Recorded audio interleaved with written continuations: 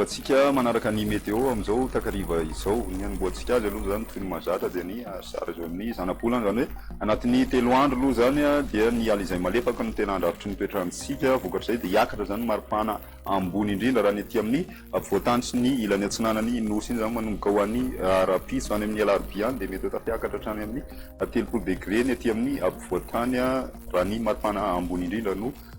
resahana ny orana tandrivodraona mety arakotroka dia saika mitoetra amin'ity fatry ny amelaky sy mena be aty sy ny ry amin'ny tendrony avaratra zany hoe any amin'ny fatry sofiazy diana mazon'izay ihany koa ny any amin'ny fatry ny anosy any zany atao anatin'ny 3 andro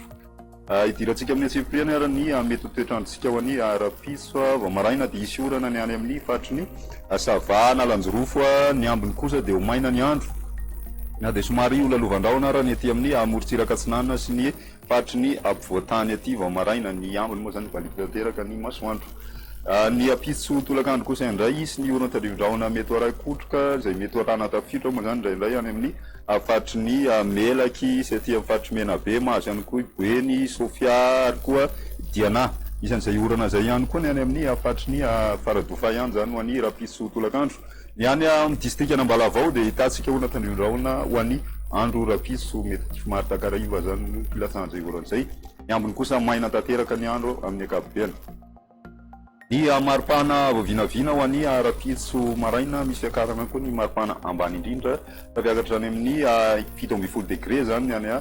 laotra mangoro any eto Antananarivo kosa 9 vakin'akaratra ny farany ambany zany hoe manodididina ny 17 degré eo zany ny maripana ambany indrindra ny ambony indrindra kosa ho an'ny rapitso dia miakatra tsikelikely ny aty amin'ny morotsiraka atsinana tafiakatra hatrany amin'ny 20 toamasina ty amin'ny fatry ny farafangana sy manakara ary koa mananjara iny eo amin'ny 17 degré eo ny maripana ambony indrindra eto ampovoatany kosa dia saiky manodidina ny 19 zany tena bana ho any aty amin'ny fatry ny ampovoatany izay ny toetrandro teto Madagasikara amin'ireo tanàn-dehibe ivelany kosa indray ny orana tandrivodraona ny any Paris sy Nairobi ibalika tanteraka kosa ny masoandro any Johannesburg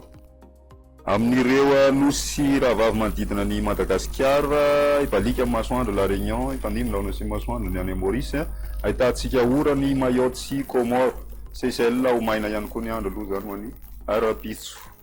izay indray no masaka azy naroso tamin'ity andro alohan'ity misaotra anao hatrany nanaraka ny météo veloma tompoko